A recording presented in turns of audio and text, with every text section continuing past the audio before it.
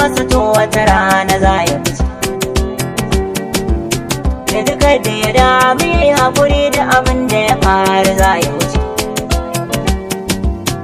Ya yarda da fadarar da ta wuce a ɗanye a kalau ya isa. Hakan ma ya zamo ilimi wata rana ta bansa za ya fice. Sai ku yi nazari ku tantance da misalai kan abin da na ce.